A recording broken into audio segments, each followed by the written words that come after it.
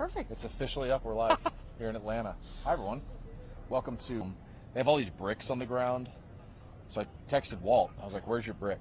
Because I want to find it before we get done with this live. But here we are getting set for Texas and Arizona State Wednesday. Darby Brown, Bob Ballou. As we give you guys a little time to join us and hang out with us here for a little bit. We're going to check our phones and kind of be looking for your comments and your questions, and happy to answer anything that you guys want to know as Texas gets set for Arizona State. Really cool morning in a couple different ways. Number one, just getting to go to the College Football Hall of Fame. If you watched Sports Sunday last night, Darby did a really cool piece on the AI and artificial intelligence, AI inside of what the College Football Hall of Fame is doing now. Take us through a little bit of what that was like, because for me, watching your story, I was laughing out loud at some of the stuff. The pictures were hilarious. Yeah. A lot of fun. I really had no idea. I didn't do a ton of research into it. I just heard they had some AI stuff to make the visitor experience better, and so I was ready to just kind of see what that meant. And we walked in there, you enter in some information, and it's random. It's like where you're from, which I said Austin for this job purposes, and your favorite team, and I said UT again to make sure I got all the Texas content. And then it was like, what's your favorite food? If you wanted a superpower, what would it be? Like random questions.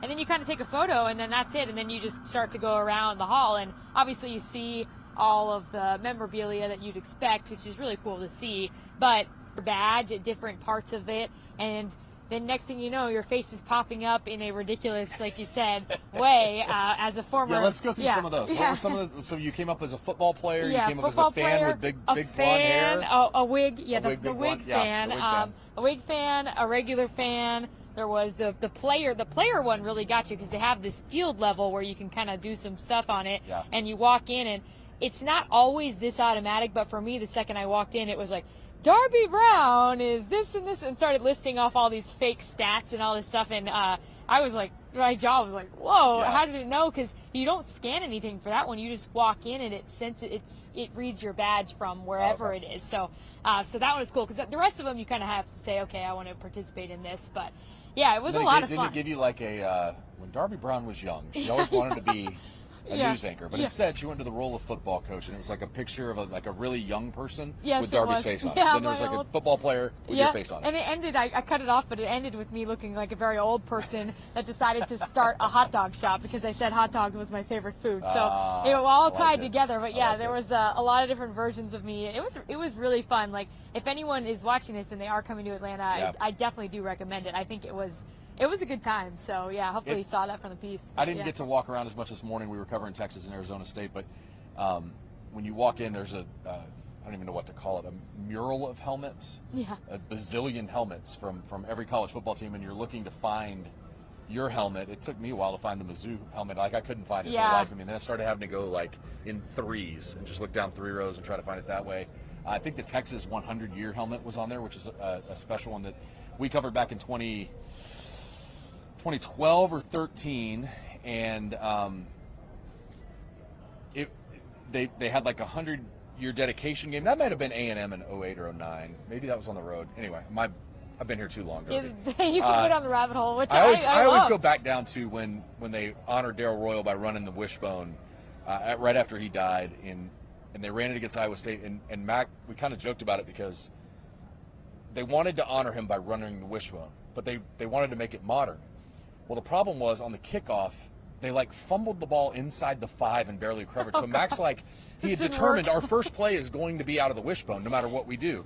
Well, they ended up throwing it wide and then threw like a wide receiver pass out of it. Like, it was the only thing they could figure out how to do from I think that was the play either way. But we can get into the depths of knowledge of Texas football. Yeah, I've been following this school way too long. I grew up in Dallas. My parents went to Texas. So, I mean, since I was born, I've been ingrained into Texas football. And but anyway, going through the Hall of Fame, that was kind of the cool part. So today, this morning from 8:30 to 9:30, Texas talked, and then from 9:45 to 10:45, Arizona State talked. And we've got a lot to get into here in the next. We'll be on 10-15 minutes here, but some stuff that we're going to highlight tomorrow night at 6:30 during our Burn Orange Blitz, Arizona State edition 30-minute special. New Year's Eve going to be kind of fun. Good way to ring in the new year with a 30-minute special, and then going into the game Wednesday.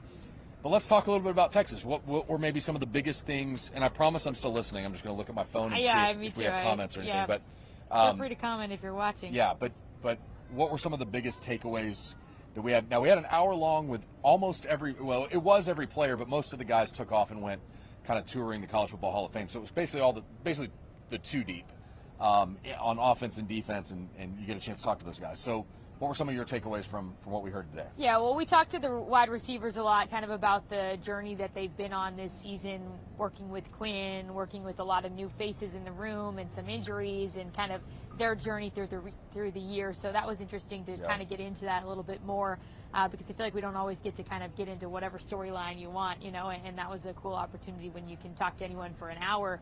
And then I think a big thing that I took away, which I expected, was, as you talked about last night on Sports Sunday, ASU has not been afraid to talk just in general about they're confident, they're they want to prove some things, they believe some things, and I think the way that the Texas players they've seen it, they hear it, but the way that they kind of approach some of it was interesting to me. I thought some of them saying, hey, it's good to be confident. I'm glad they have confidence. There's nothing wrong with that. And then, it's just kind of they've handled it the way you thought. I think that's kind of been an interesting dynamic here, is seeing a team that hasn't been here before, and, it's very new territory and very exciting for Arizona State and really Arizona in general. And then Texas, obviously the fan base is fired up and the guys are fired up too, but it feels like two different operations going on to some extent. So you kind of could get that today. I just looked down at my Facebook page and I was trying to share it. So that's why if you're watching, I'm looking down, but I'm listening to what she's saying. The biggest takeaway that on that front that I think is really cool, and Michael Taff has said this all year, we ask him about some of these things that guys say, opponents say, whatever. And every time he's like, we're focused on whatever. And in the middle somewhere, he will say, nothing goes unnoticed. Every time. Nothing goes unnoticed. And so when Sam Leavitt says, I'm out to prove that I'm the best, I'm ready to prove that I'm the best quarterback out of he and Quinn Ewers. When Zach Swanson even brings up the comments ripping Sark and the way the program handled his dismissal, not dismissal, but said you need to transfer, you're not going to play. Which Sark's been very open about. Sark has talked to us many times about how we're going to be honest with guys. Yeah. And, Zach was great about it today. This is not a knock on Zach Swanson anyway, but sometimes I think guys take things different ways. Zach wasn't going to play. Yeah. And that's probably a hard reality in some ways. He's very excited to get to play Texas. Sark has talked about the way he wants to handle it, which is basically, we're going to tell you up front you're not going to play. So anyway, Leavitt makes the comments that he wants to prove he's the better quarterback, and those guys notice it. Yeah. Colin Simmons puts it on his Instagram page with big eyes that point to the quote. So, I think the defense has Quinn's back. They want to go show that they're going to shut down Sam Leavitt. They'd want to do that if Sam Leavitt hadn't said it. But it's just a little extra thing that you can add on to it. So it was fun, getting to catch up with those guys. My biggest takeaway, because we don't get these opportunities very often to just have conversations with some of these coaches, it was fun talking to Chris Jackson about this wide receiving core. I think one of the things we really wanted to get out of this morning going into this was, when you think about how many people ripped Quinn Ewers apart, we've had police coming after us, now we got a helicopter. When you think about what Quinn Ewers has had to endure from this fan base this year, he's not the Heisman Trophy finalist I think everybody thought he would be. But he's been good. And I know everybody's pining for Arch Manning, but Quinn has really been the quarterback that brought this program back to the semifinals, right? I mean, they go to the college football semifinals last year. Now they're in the quarterfinals, a chance to go to the semifinals, and then maybe the national championship. We'll see. But the thing that I take from all of that is that you think about what Quinn Ewers had last year in first-round pick Xavier Worthy, second-round pick Adonai Mitchell, and seventh-round pick Jordan Whittington. And they had consistency. They had camaraderie. They had been here for a long time. Then you flip that now, and you go into an offseason with Isaiah Bond, who knew the offense, but was transferring in. Right. Matthew Golden, who came from Houston, transferred in. DeAndre Moore, who didn't have a catch last year. Yeah. Now he's starting at wide receiver. Jonte Cook leaves. Isaiah Bond gets hurt. DeAndre Moore gets hurt. There have been so many moving parts that to hear those guys talk, that was maybe the biggest thing I wanted to get out of this morning, is what if those guys think about, it's finally clicking. Quinn's hitting the deep ball again. Yeah. He hit Matthew Golden against A&M. He hit Matthew Golden against Georgia. They hit guys against Clemson. All those things are starting to happen again. And so that stuff is clicking at the right time for them. For all the knocks that Quinn takes, he threw for 360 yards in the SEC title game. Yeah. He played well enough against Clemson, and they obviously ran the the hell out of the ball, 300 yards rushing. That was one of the things I really enjoyed hearing this morning, were some of those wide receivers. Yeah, I completely agree. I think it's been really interesting for me to witness as someone that kind of jumped into covering this program. Just halfway through the year. Yeah, halfway through the year. First game she covers, Texas OU. Yeah. Second game she covers, Texas Georgia. Yeah, Come jumping on. in, Come hot on. start. Yeah. And so I think it's, and by the way, they won a bunch of games, Right. and yet there was a lot of hate towards Quinn and stuff, and so that was really interesting for me to see. Just, it's a fanatic for a reason. Sure. People are going to be very passionate, but I do agree that I think Sark said it really well. Like, Quinn he led this group where it was like, what is this going to look like? What's this going to look like? Who's going to fill this gap? Who's going to fill this gap? And I think he kind of just, he did a lot of managing behind the scenes too that we never really, obviously we didn't get to see up close, but I don't think people have brought enough attention to that. No, I So. totally agree with that. You think about Texas going 5-7 to 8-5 to 12-2 to again 12-2 with a chance to go to 13-2 on Wednesday. I think that's a lot of the cool stuff. What I was going to get to eventually, we talked to Chris Jackson, the wide receivers coach, who I thought was fun. Getting to talk to Blake Gideon, who bled burnt orange his whole life, grew up in Leander, started at Leander High School, coach's son, does all the things right that you're supposed to do. To hear some of the things he got to say about being on this staff and getting the opportunity. He was part of that 2009 national championship contending team, lost to Alabama, obviously. But he's like, I never won a national championship. These guys have that opportunity. He was like, first it was the pressing on them. We've never won a Big 12 championship as a group. They win that last year. Then he talks about, hey, let's take this a step further. Let's go win a national championship. Now he's in that boat. But it's cool to see a Texas X getting the opportunity to do that. All right, on the Arizona State side, we mentioned a couple of those names. What were some of the stuff you got to take? Phoenix native. Yeah. So what were some of the things you took from this Arizona State program and in general about this team? Because obviously this was a team that won 3 games last year and had to turn around and pick 16th in the Big 12 out of 16 teams, and then they win the Big 12 championship. Now they're in the quarterfinal. Well, as you mentioned, I am from Arizona, seen a lot of bad ASU football.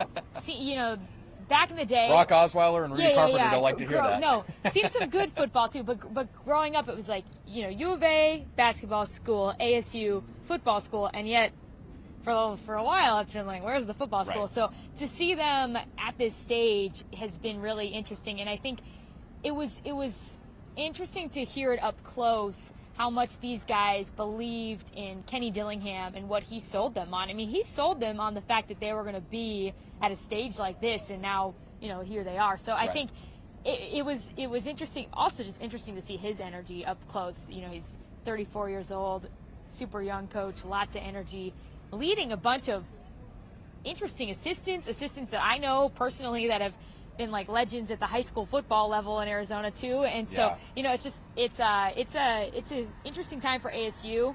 They have a good operation going, and they've had a good season, and so I think that was fun to see up close.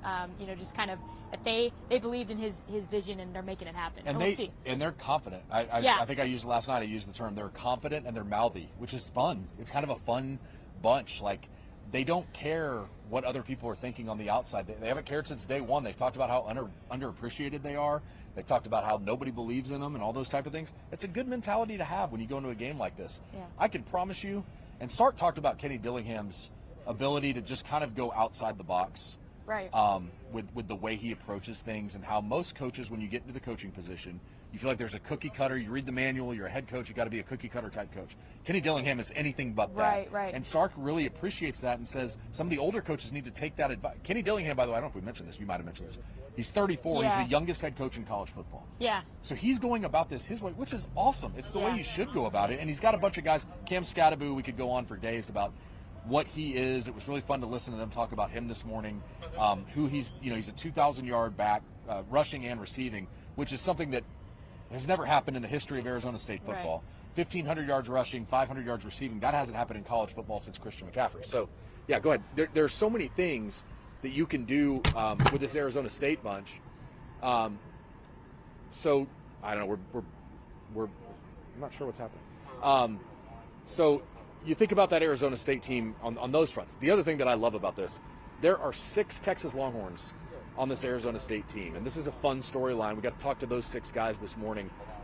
2 of them really stood out to me. Jake Smith is number 1 on that list because Jake is a guy that I just feel like he went through the ringer. He got to Texas, all these expectations of he's the next Jordan Shipley.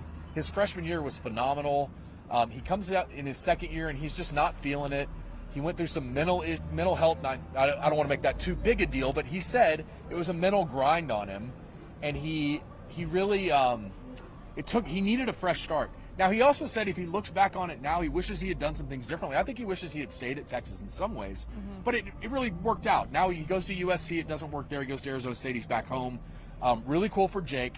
And then the other story is Troy O'Meara, who tore his – for those of you that follow this, his freshman year at Texas, his camp, they talked about him in a way they hadn't talked about a receiver in a long time, and he tore his ACL. He comes back the next year, works all the way back. I was thinking it was another torn ACL. He said this morning he had a bone.